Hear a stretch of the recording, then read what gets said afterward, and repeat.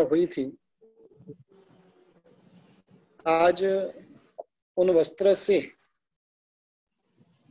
मुखकोश आदि किस प्रकार का बांधना चाहिए उसके संबंध में कुछ चर्चा करने जा रहे हैं। अपने यहाँ पर जो परमात्मा की पूजा के लिए जो वस्त्र होते हैं और वो वस्त्र उत्तम प्रकार के वस्त्र होने चाहिए, पूजा में उपयोग में लेना है और उसके लिए जैसे भी वस्त्र आए और वो वस्त्र का प्रयोग किया जाए वो उचित नहीं है। यदि जैसे वस्त्र होंगे उस प्रकार के परिणाम अपने मन के अंदर उत्पन्न होते हैं।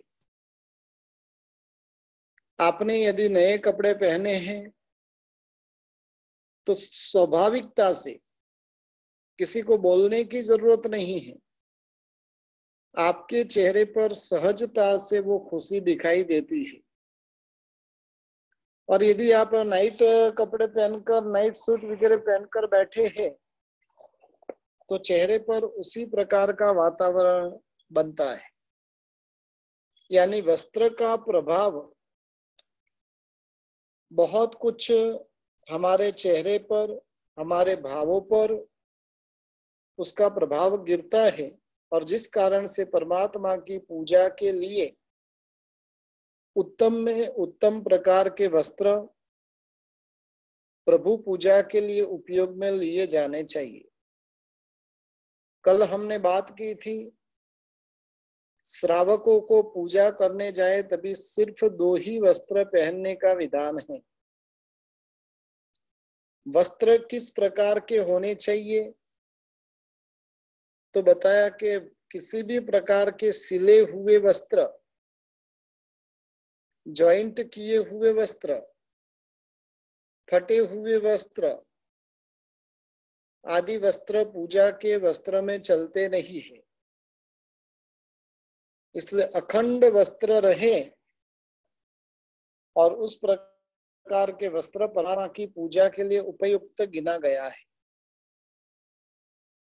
अब 2 ही वस्त्र का उपयोग करना है, यानी मुखकोश बांधने के लिए भी हमें अतिरिक्त कोई वस्त्र का उपयोग नहीं करना है, लेकिन ऊपरी वस्त्र जो खेस जिसे हम कहते हैं, और वो वस्त्र से ही हमें क्या करना है, खेस से ही मुखकोश बांधने का प्रयास करना चाहिए।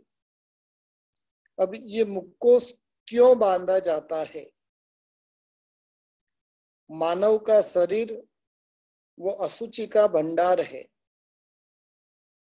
स्वभाव से ही मानव के देह में अनेक प्रकार की अपवित्रता रही हुई है। ये देह इस प्रकार का देह है जिसमें कितनी भी अच्छी प्रकार की चीज डाली जाए लेकिन फिर भी उसका प्रोडक्शन जो भी होगा वो खराब ही होता है। कितने भी उत्तम में उत्तम द्रव्य इसे खिलाए पिलाए जाए, कितने भी उत्तम में उत्तम द्रव्य इसके ऊपर छिड़के जाए, लेकिन उसका जो रूपांतरण होना है वो मलिन के स्वरूप में ही होता है। और ये औदारिक शरीर का स्वभाव रहा हुआ है। स्वभाव के कारण ही मानव का देह अशुचिता का, अशुद्धता का भंडार रहा हुआ है, जिससे निरंतर जितने भी छेद हैं उन छेदों से गंदगी और बदबू सदा के लिए उसमें उत्पन्न होती रहती है। शरीर में अनेक प्रकार के छेद हैं और उन छेदों से निरंतर गंदगी बहती रहती है। वैसे समय के अंदर हमारे मुख से और नाक के माध्यम से भी वही दुर्गंध प्रवाहित तो होती रहती है। साधना करते हुए इस देह की गंदगी परमात्मा की आसाधना का कारण न बने, और इसलिए अष्टपद मुख कोश बांधने की परंपरा अपने यहाँ पर रही हुई है। परमात्मा की पूजा में भी देह की श्वासोश्वास की क्रिया जारी रहती। बाहर निकलती हुई हमारी गर्म सांस वो अशुद्ध और दुर्गंधमय होती है। यदि यह सांस परमात्मा को, प्रभु के प्रतिबिंब को स्पर्श करती है तो परमात्मा की आसाधना होती है। और इसलिए बाहर निकलती हुई अशुद्ध सांसों को रोकने के लिए, मुख के द्वारा निकलते हुए थूक आदि और दुर्गंध को रोकने के लिए अष्टपद का मुखकोश बांधा जाता है। पूर्व के काल में जब हजाम भी राजा महाराजा की दाढ़ी वगैरह बनाने के लिए आते थे तो अपने नाक की गंदगी, मुंह की गंदगी राजा को स्पर्श न हो, और उसलिए मुंह के ऊपर एक बहुत बड़ा कपड़ा रखकर मुंह को ढक दिया जाता था। यदि राजा जैसे सामान्य व्यक्ति की भी इस प्रकार से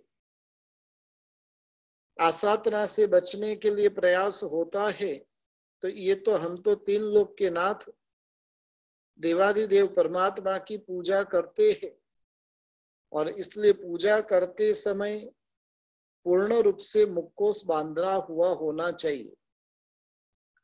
आजकल देखा जाता है कि अधिकतर सब पूजा के रुमाल आ गए, धोती चली गई, धोती की जगह पर कुर्ता पायजामा आ गया।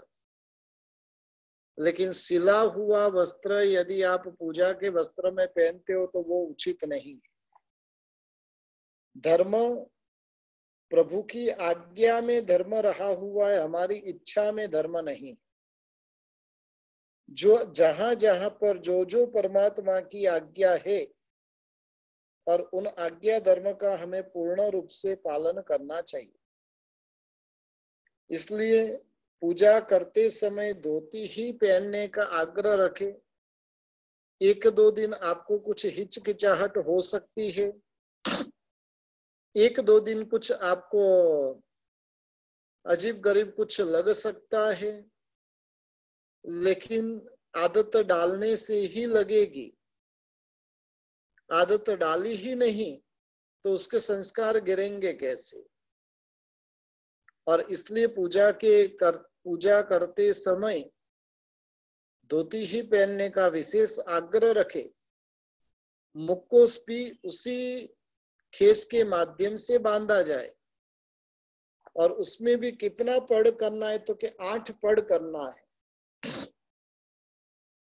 आप जब एक बार फोल्ड करोगे खेस को तो 2 पढ़ हो जाएंगे, दूसरी बार फोल्ड करेंगे तो 4 हो जाएंगे, और तीसरी बार जब फोल्ड करेंगे तो 8 पढ़ हो जाएंगे।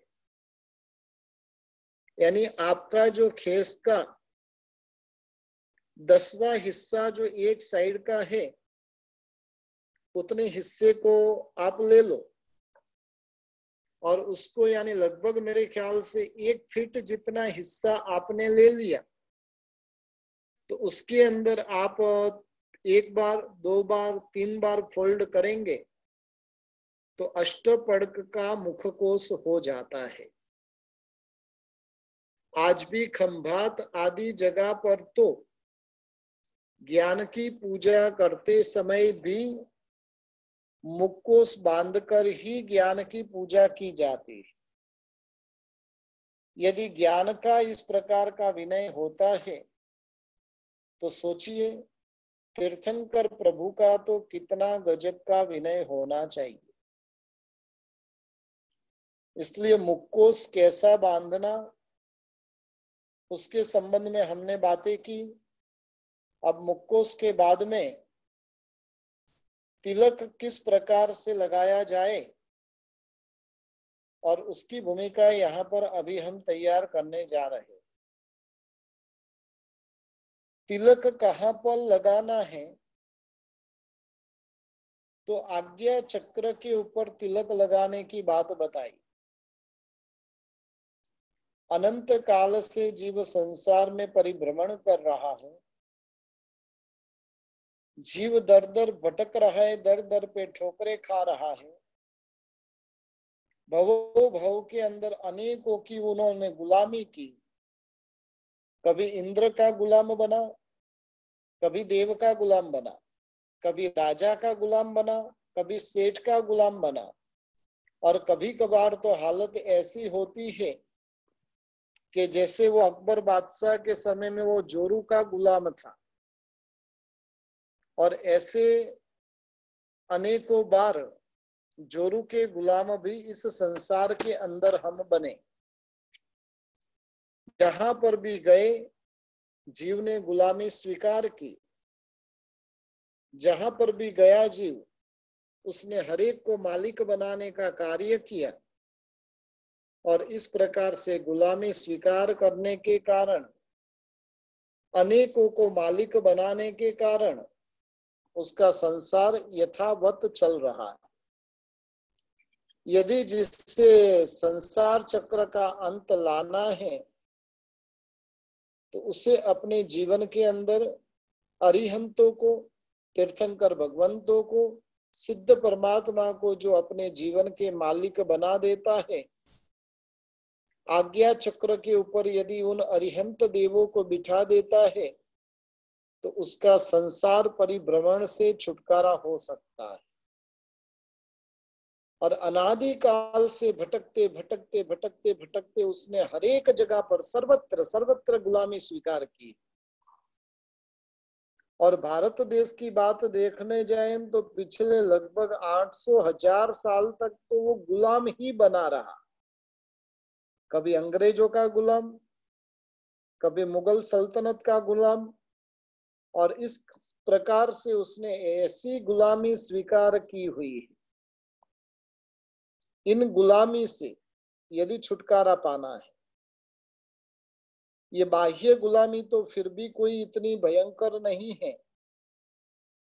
लेकिन आत्मा के ऊपर रही हुई गुलामी, मोह की गुलामी, राग द्वेष की गुलामी, क्रोधादि कसायों की गुलामी, इंद्रियों की गुलामी, और इस प्रकार से ऐसी ऐसी गुलामी इस जीव ने की है, और जिस कारण से उसका संसार यथावत चल रहा है। जगत के इन सभी के गुलाम बनना उससे अच्छा है कि सिर पे एक अरिहंतों को नाथ के स्वरूप में स्थापित कर दो। सबकी गुलामी से भवो भव के लिए छुटकारा मिल जाएगा। ये नाथ ऐसा है जो कभी धोखा नहीं देता। जगत के जो नाथ हैं, वो कब बेवफा बन जाएंगे उसका कोई भरोसा नहीं है। लेकिन ये जो नाथ है, वो नाथ अनंत काल तक आपको साथ देगा। राजुल ने यदि नेमिनाथ भगवान का हाथ पकड़ लिया, तो नेमिनाथ भगवान ने 9 भव तक तो उनको संसार में संभाला, और 9 भव के बाद में भी वो भी मोक्ष में गए, और साथ में राजीमती को भी लेकर गए। यानी जो परमात्मा की गुलामी स्वीकार करता है, परमात्मा की आज्ञा की गुलामी जो स्वीकार कर लेता है, वास्तव में वो गुलामी है ही नहीं, लेकिन फिर भी काफी लोग उसके लिए गुलामी शब्द का प्रयोग करते। यदि ऐसी गुलामी भी वो स्वीकार करता है, तो उसका संसार परिभ्रमण सदा के लिए मिट सकता है। और इसलिए ही परमात्मा की पूजा करने के पूर्व में अपने ललाट पर तिलक लगाना है। तिलक कहाँ पर लगाना है, तो कि दोनों बाहों के बीच में आज्ञा चक्र है और उस आज्ञा चक्र के ऊपर तिलक लगाना है। जैसे ही लगाया हुआ तिलक सूख जाता है और वो चार्ज होने का काम करता है। आज्ञा चक्र में सोई हुई जो चेतनाएं थी, उन चेतनाओं को जगाने का काम ये तिलक करता है। किया हुआ तिलक हमें सतत पापों से मुक्ति दिलाने वाला बनता है। जब मस्तक पर तिलक किया हुआ है, उस समय के अंदर प्रभु की आज्ञा में है, और प्रभु की आज्ञा किस किस प्रकार की रही हुई है, उन यदि आज्ञा धर्म के बारे में सोचेंगे तो किसी भी प्रकार के अकार्य हम जीवन में नहीं कर पाएंगे। सभी प्रकार के अकार्यों से छुटकारा किया हुआ ये तिलक हमें दिलवाता है। तिलक किसका होना चाहिए? केसर का, चंदन मिश्रित केसर का तिलक करना है। चंदन जो शीतलता प्रकट करता है और केसर वो तेजस्विता देता है। यानी एक साइड में आज्ञा चक्र के ऊपर तिलक लगेगा और भीतर का मन जो है वो शीतल होता जाएगा, और वो शीतल होने के साथ साथ में भीतर की तेजस्विता प्रकट होती जाएगी। आनंद घन जी महाराजा ने तो बहुत सुंदर बात कही कि ऋषभ जिनेश्वर प्रीतम माहरो और न चाहूरे कंत। इस जगत के अंदर मेरे प्रीतम के स्वरूप में यदि कोई है तो ऋषभ जिनेश्वर परमात्मा है, और ऋषभ देव परमात्मा को छोड़कर और किसी को भी मैं मेरे कंत के स्वरूप में स्वीकार करता नहीं। और बात भी सही है कि जो परमात्मा को नाथ बना लेता है, परमात्मा की शरणागति स्वीकार कर लेता है,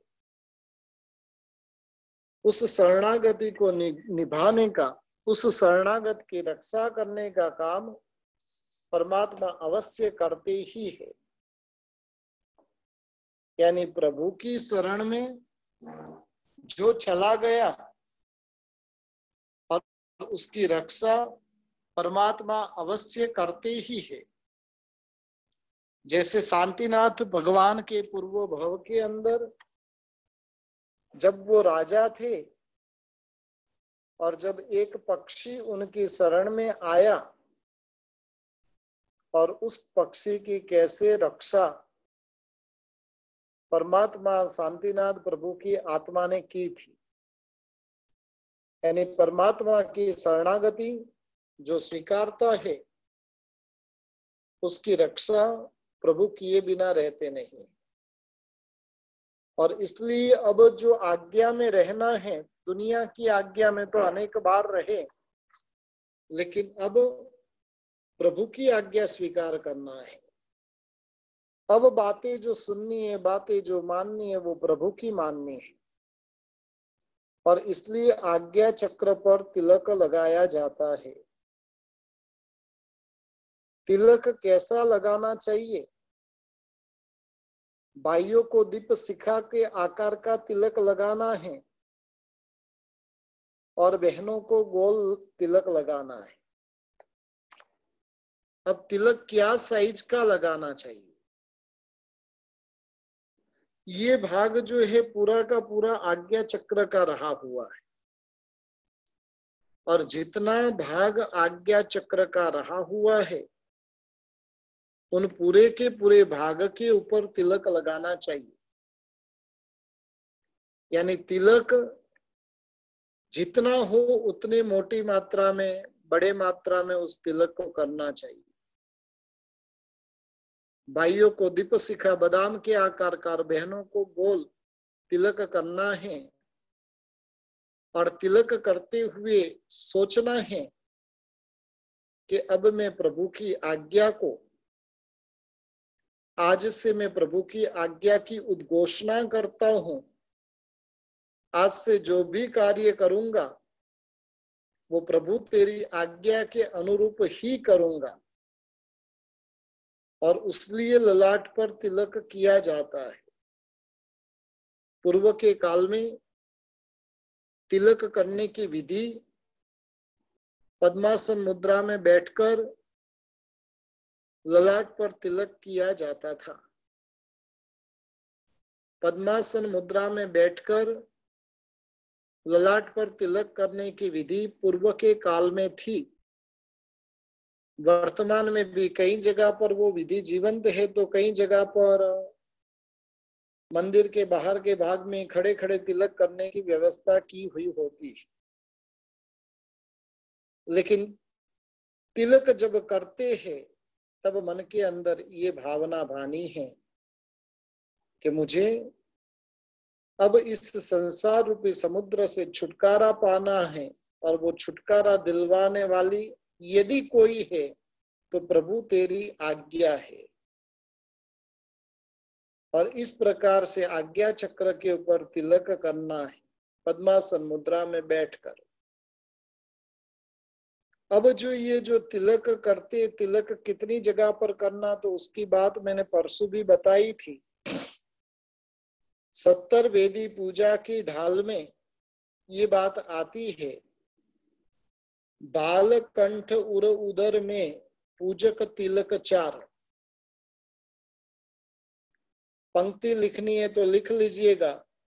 बाल कंठ उर उदर में पूजक तिलक 4। बाल का अर्थ होता है ललाट, कंठ का अर्थ होता है ये कंठ का भाग है, उर का अर्थ होता है छाती, और उदर का अर्थ होता है पेट, जहां पर नाभि चक्र आता है। और उसके ऊपर ऐसे 4 जगह पर तिलक करने की विधि है। कहीं कहीं पर कानों के उधर भी तिलक करने की विधि बताई है, लेकिन शास्त्रों में जो बताई हुई है वो ये 4 जगह पर है। चलो जिनालय चले किताब के अंदर कान के ऊपर भी तिलक की विधि बताने में आई है। अब कहां पर किस लिए तिलक करना है? ललाट प्रदेश पर इसलिए करना है कि प्रभु अब जितनी भी सोच चलेगी वो सोच तेरी आज्ञा के मुताबिक चलेगी। अब मन के अंदर जितने भी विचार होंगे वो विचार मेरे मन के नहीं, लेकिन आप जो चाहोगे, आपने जो कहा है, और उस मुताबिक मैं जीवन जीने का प्रयास करूंगा। और इसलिए आज्ञा चक्र के ऊपर तिलक किया जाता है। दूसरे नंबर के अंदर जो तिलक करना है वो कंठ के उधर करना है। कंठ के उधर, कंठ यानी क्या? प्रभु इस कंठ के द्वारा मेरे मुख से आवाज निकलती है, शब्द निकलते, वचन निकलते, और ये कंठ अब जब भी प्रयोग में होंगे तो तेरी आज्ञा को मंडित करने के लिए होंगे, खंडित करने के लिए नहीं। इसके माध्यम से जितने भी वचन निकलेंगे वो वचन तेरी आज्ञा के मुताबिक निकलेंगे। यहां से जो वचन निकलेंगे वो हित मित और पथ्यकारी वचन निकलेंगे। यहां से जो वचन निकलेंगे वो तूने जो नव तत्व का विज्ञान बताया है और उस विज्ञान को बताने के लिए निकलेंगे। और इस प्रकार की भावना कंठ के ऊपर तिलक करने से हमें रखनी है। परमात्मा के कंठ के ऊपर जब हम पूजा करते हैं उस समय में बहुत सुंदर रहस्य को बताया कि कंठे विवर वर्तुल, इस बाघ के अंदर छेद होता है, छेद के माध्यम से वो आवाज बाहर निकलती है। और उसके लिए मैं क्या करता हूं, कंठ के भाग में तिलक करता हूं। तीसरे नंबर के अंदर तिलक करना है छाती के भाग के ऊपर, हृदय के भाग के ऊपर। अब परमात्मा मेरे हृदय कमल के ऊपर आपका वास है। ये हृदय की प्रत्येक धड़कने आज से तेरा ही स्मरण करेगी। हृदय के अंदर आज से मैं तेरी सत्ता को, तुझे हृदय सिंहासन पर स्थापित करता हूं। आज दिन तक मोह का साम्राज्य जमा हुआ था, आज दिन तक मेरे हृदय सिंहासन पर मैंने मोह राजा को बिठाया हुआ था, लेकिन आज से प्रभु हृदय की प्रत्येक धड़कनों में तेरा वास है। और इस प्रकार के भावों के साथ में हृदय के ऊपर तिलक करना है। और हृदय के बाद में नाभि कमल के ऊपर तिलक करना है। मेरे नाभि की गहराई में भी कहा जाता है कि भी जितनी भी सांसें चलती है वो नाभि मंडल से उठती है, और नाभि मंडल से उठकर वो शिखा तक पहुंचती है। और इस प्रकार से जितनी भी जैसे नाभि मंडल की गहराई रही हुई है, उसी प्रकार से मेरे तत्व चिंतन के अंदर भी, मेरे भावों के अंदर भी इस प्रकार की गहराई प्राप्त हो। और वैसा सोचकर नाभि मंडल के ऊपर भी तिलक करना है। ये 4 तिलक करना तो सबके लिए कंपलसरी है।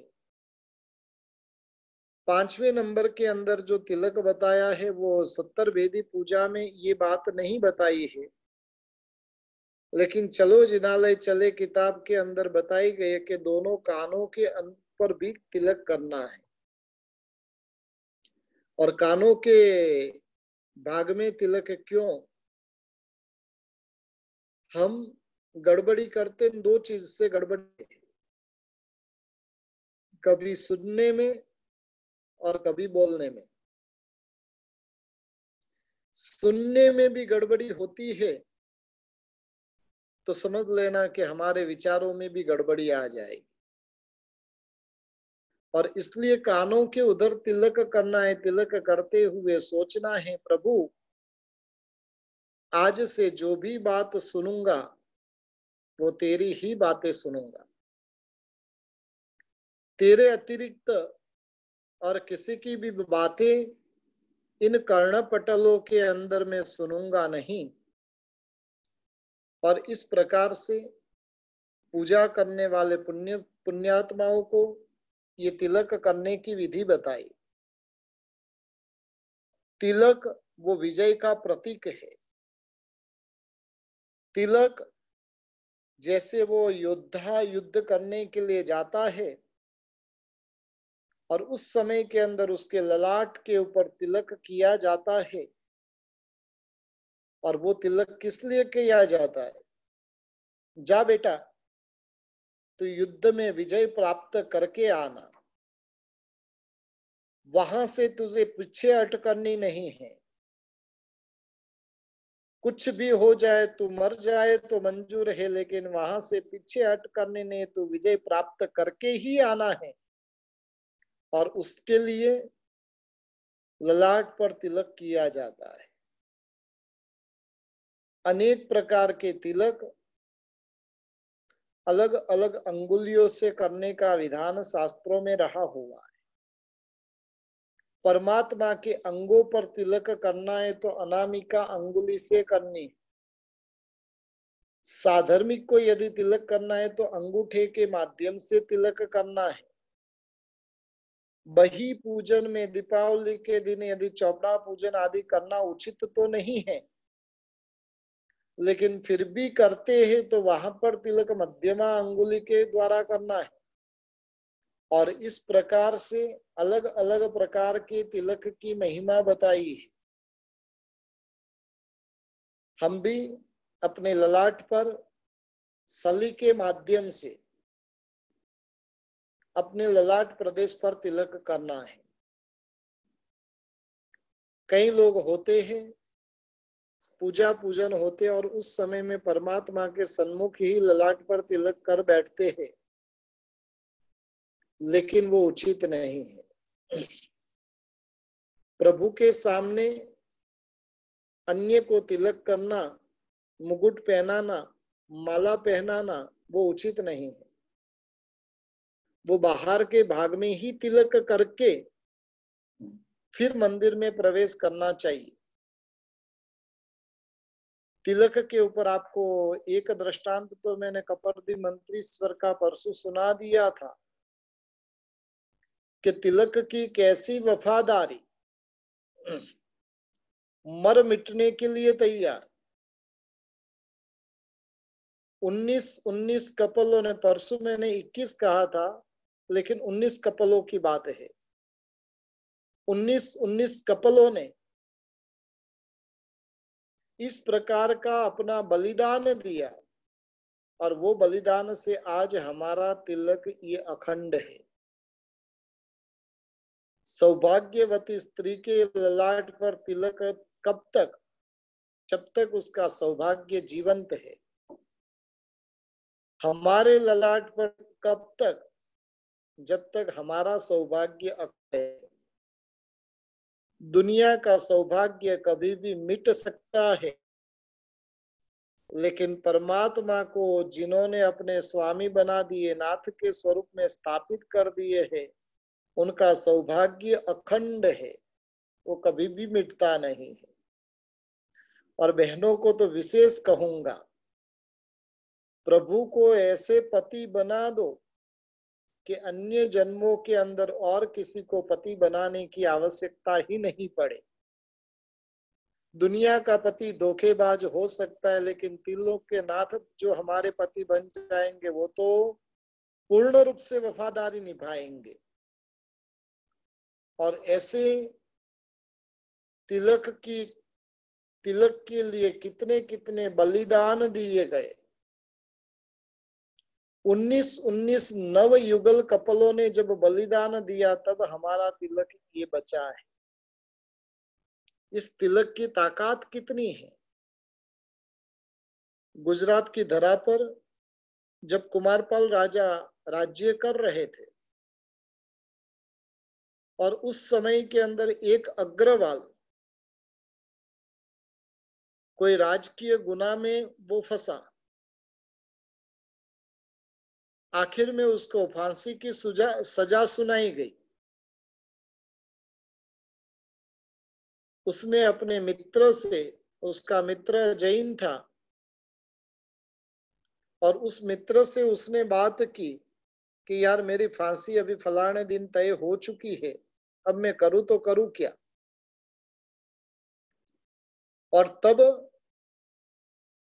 उस जैन मित्र ने उसको सलाह दी कि जब तू फांसी के तख्ते पर चढ़ने के लिए जाए, घर से जब तेरी विदाई की जाएगी, उस समय में तू ललाट पर केसर का, चंदन मिश्रित ऐसे केसर का लंबा तिलक करके जाना।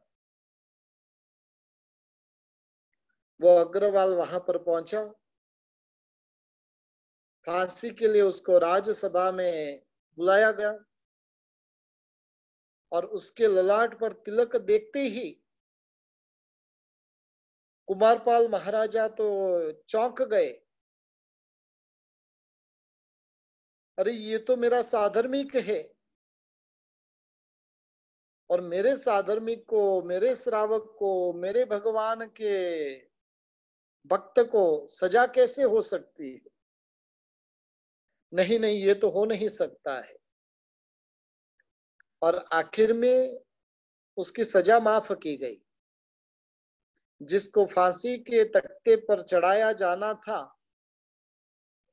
और एक तिलक ने उनका जीवन बचा लिया। घटना यहां पर ही नहीं रुकती है। यमराज के आंगन से जब वो अग्रवाल अपने घर पर वापिस लौटा, तो वहां पर उसके सम्मान बहुमान के लिए सम्मान सभा का आयोजन किया गया। जितने भी अग्रवाल लोग थे, करीब करीब 3.5 लाख अग्रवाल, और 3.5 लाख अग्रवालों की सभा बुलाई गई। सब सुनने के लिए लालायित थे कि ये बचा तो बचा कैसे, और सब उसको सुनने के लिए लालायित है। उसके बहुमान का भी आयोजन किया था। इतनी बड़ी मौत के मुंह से वो बचकर आया, इतनी बड़ी चैलेंज देकर आया तो आया कैसे। और जब सभा का आयोजन होता है, तब वो कहता है कि मुझे यदि मौत के मुंह से किसी ने बचाया हो, मैंने किसी से सिफारिश नहीं की थी, लेकिन मुझे यदि बचाया हो तो इस तिलक ने मुझे जीवन दान दिया है, और अब इस तिलक को मैं मिटाने के लिए असमर्थ हूं। और उसने वहां पर कुमारपाल महाराजा वगैरह सब इकट्ठे वहां पर हुए थे। वहां पर उद्घोषणा की थी कि आज से मैं अनाउंस करता हूं कि जीवन पर्यंत में जिनेश्वर परमात्मा का सच्चा भक्त बनूंगा। और बात वहां पर भी रुकती नहीं है। जब इसने ये प्रतिज्ञा की, इसने अपनी बात बताई, 3.5 लाख अग्रवालों के दिमाग के अंदर भी ये बात बैठी। एक तिलक की इतनी महत्ता, और आखिर में पाटन के अंदर 3.5 लाख लोगों ने जैन धर्म का अंगीकार किया। ये ताकत किसकी है? एक तिलक की है। और करम फूटे हमारे, तिलक लगाने में हम संकोच महसूस करते हैं।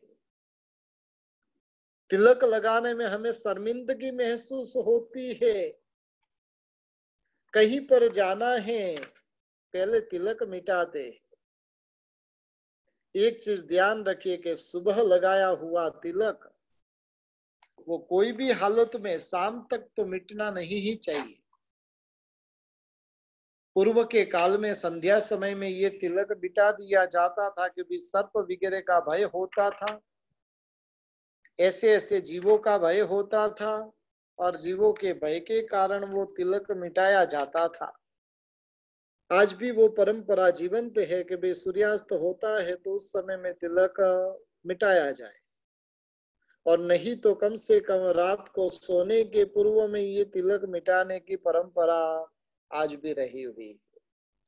लेकिन इतना समझ कर रखिए, ये तिलक वो सामान्य तिलक नहीं है। ये तिलक हमें छेक मोक्ष तक का वचन देने वाला तिलक है। यदि तिलक को हम वफादार रहे, तिलक हमारे साथ में पूर्ण रूप से वफादारी निभाएगा। जरूरत है इस तिलक को वफादार बनने का। तिलक को वफादार बनना यानी क्या? परमात्मा की आज्ञा को वफादार बने रहना।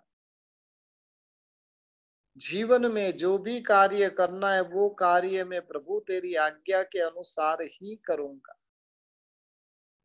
आज्ञा का आराधन वो मोक्ष का कारण है, और आज्ञा की हुई विराधना वो संसार का कारण है। शास्त्रों में बताया, आना राधा विराधा च शिवाय च भवाय च। आज्ञा का आराधन वह मोक्ष का कारण, आज्ञा का विराधन वो संसार का कारण। प्रत्येक क्रिया के लिए प्रभु की आज्ञा है। परमात्मा ने जो हमें मार्गदर्शन दिया है, कहीं पर भी जीवन की एक भी घटना ऐसी नहीं है कि जिसके लिए प्रभु का मार्गदर्शन न हो, प्रभु की आज्ञा न हो।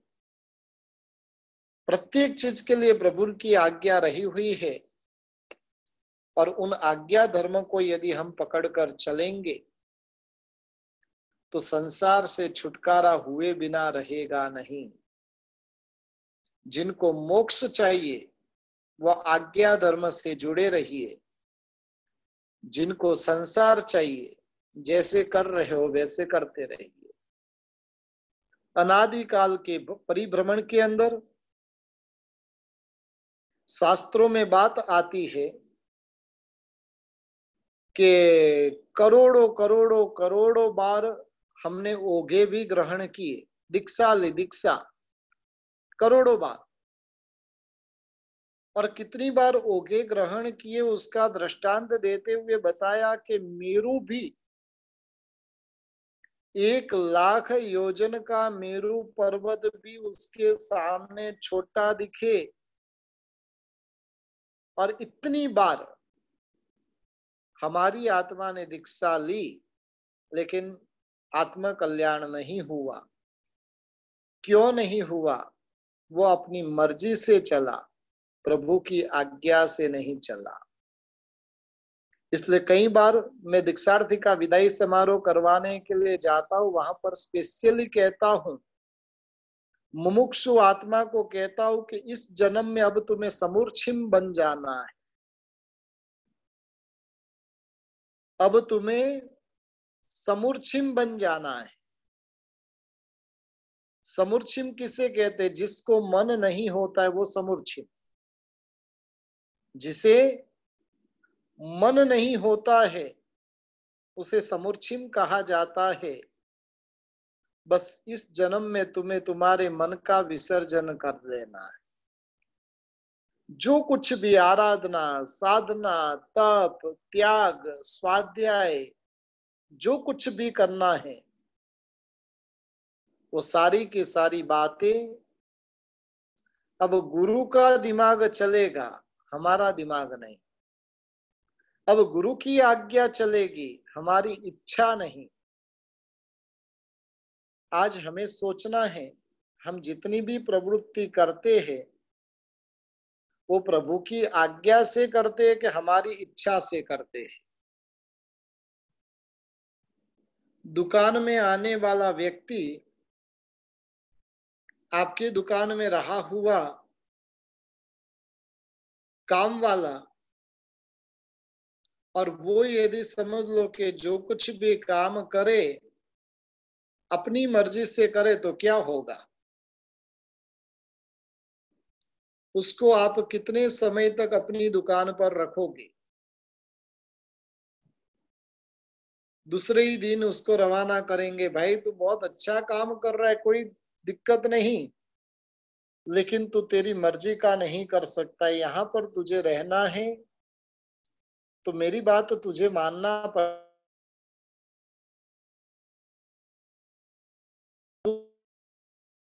है। तो भाई तू इतना हो ले, तुझे और कहीं पर भी जाना है तो तू जा सकता है, लेकिन मेरी दुकान पे तो तू चल सकता नहीं है। प्रभु के शासन में भी हमें रहना है तो कब तक रह पाएंगे?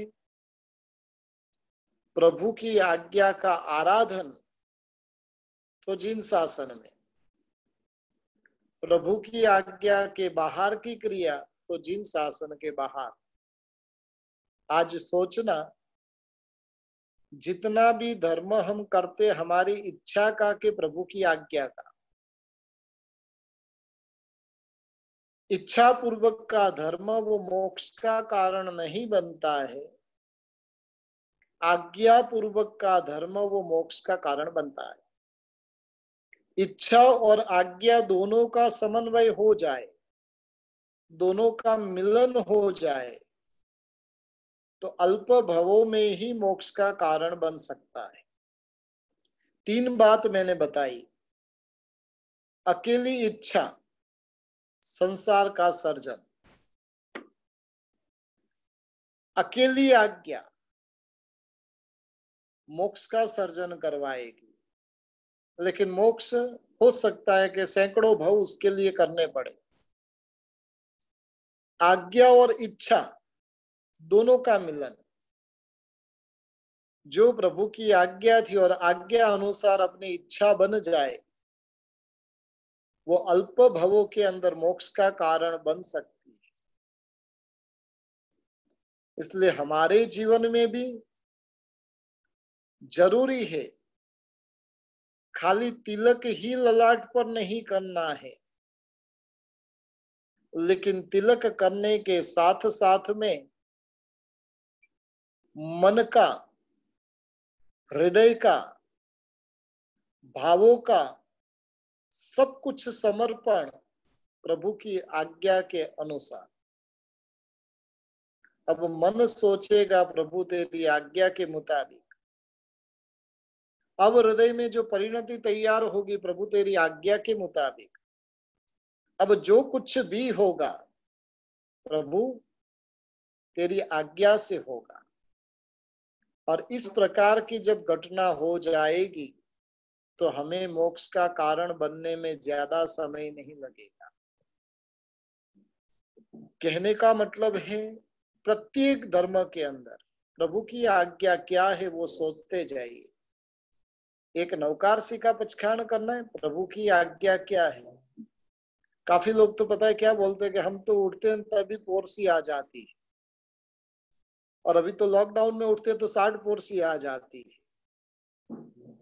उठते ही 60 पोरसी, और फिर बोलता है मैंने तो 60 पोरसी का पचखान किया। भाई 60 पोरसी का पचखान करना है तो ऐसे ही नहीं होता है। सुबह में सूर्योदय के पहले 60 पोरसी का पचखान धारना होता है। यदि धारा है तो वो पचखान गिना जाएगा, धारा नहीं और ऐसे ही करेंगे तो वो पचखान अशुद्ध गिना जाएगा। इसलिए कहने का मतलब एक नौकार सी जैसी छोटी सी क्रिया करनी है प्रभु की आज्ञा से। एक सामयिक प्रतिक्रमण की क्रिया करनी है, प्रभु की आज्ञा क्या है। मेरी इच्छा तो बैठे बैठे करने की है, प्रभु की आज्ञा क्या है। हमारी कितनी बड़ी कम नसीबी है। पिछले कोई 10 साल से, कोई 20 साल से, कोई 30 साल से, कोई 50 साल से, कोई 60 साल से धर्म की आराधना कर रहे हैं। उन्हें यदि पूछा जाए कि मुपत्ति के 50 बोल आते हैं कि नहीं, उन्हें यदि पूछा जाए कि भाई मुपत्ति का परिलेहन करना आता है कि नहीं, और मेरे ख्याल से लगभग 90% लोग ऐसे रहेंगे। 50 साल से आराधना करते हुए भी मुपत्ति का परिलेहन नहीं आता है तो क्या अर्थ रहा। एक मुपत्ति परिलेहन की छोटी सी क्रिया में जैन शासन का पूरा विज्ञान समाया हुआ है। अभी थोड़े महीने पहले ही मैंने मुपत्ति के 50 बोल के ऊपर विवेचन किया था, लगभग 1 साल तक चला था। बोल 50 है, लेकिन 50 बोल के ऊपर 1 साल तक सतत विवेचना चली। अब आप सोच सकते हो उसके रहस्य कितने गजब के रहे हुए। इसलिए जो भी आराधना करे, जो भी साधना करे, मेरी अनुकूलता नहीं, प्रभु ने क्या करने को कहा है। शरीर में बीमारी है और इसलिए ब्रह्मचर्य का पालन करना। सुनिएगा, शरीर में बीमारी है और इसलिए ब्रह्मचर्य का पालन करना वो धर्म नहीं है। प्रभु की आज्ञा है और इसलिए ब्रह्मचर्य का पालन करना धर्म है। कोरोना में डॉक्टर ने बोला है और इसलिए गरम गरम पानी पीना, वो धर्म नहीं है। जरूर गर्म पानी पी रहे, उसमें कोई दो राय नहीं है, लेकिन वो प्रभु की आज्ञा का धर्म नहीं है, वो डॉक्टर की आज्ञा का और आपकी इच्छा का धर्म है। मेरे प्रभु महावीर देव ने, मेरे तीर्थंकर परमात्मा ने, मेरे गणधर भगवंतों ने कहा है, उबाला हुआ पानी पीना है, और इसलिए मैं गर्म पानी पीता हूं, वो आज्ञा हुई। कई लोग होते हैं दिन में एक ही बार भोजन करते हैं, कई लोग होते हैं। अब उन्हें पूछा जाए, भाई दिन में एक बार भोजन क्यों करते हो? भाई डाइजेस्ट होता नहीं, सुबह शाम खाता हूं तो डाइजेस्ट होता नहीं, गड़बड़ी हो जाती है पेट में, इसलिए एक ही टाइम भोजन करूं तो अच्छा रहता है। पेट को ठीक रखने के लिए एक टाइम भोजन करना कि एकाशना करना, वो धर्म की भूमिका नहीं है, आज्ञा की भूमिका नहीं है। मेरे प्रभु ने कहा है कि श्रावक को कम से कम एकाशने का तप करना है, और उसके लिए मुझे एकाशना करना है, वो धर्म आज्ञा की भूमिका है। बस ऐसे दो तीन दृष्टांतों के माध्यम से बताया है। अब अपने जीवन की प्रत्येक घटना के अंदर सोचना है, मैं ये प्रवृत्ति कर रहा हूं, मेरी इच्छा से कर रहा हूं कि प्रभु की आज्ञा से कर रहा हूं। हर एक जगह पर सोचते जाइए, मैंने दान दिया इच्छा से कि आज्ञा से, मैंने रात्रि भोजन त्याग किया इच्छा से कि आज्ञा से। और जहां पर आज्ञा साथ में मिल जाएगी तो वो आत्म कल्याण करवाएगी, जहां पर आज्ञा साथ में नहीं मिलेगी तो आत्म कल्याण का कारण नहीं बनेगी। इसलिए तिलक लगाने की छोटी सी प्रक्रिया, लेकिन उस प्रक्रिया के पीछे जो रहस्य रहे हुए वो बहुत गजब के हैं, और उन रहस्यों को समझने का, आज्ञा धर्म को अपने जीवन के अंदर आत्मसात करने का हम प्रयास करें। यही मंगलमय भावना 6 मिनट का समय अपने पास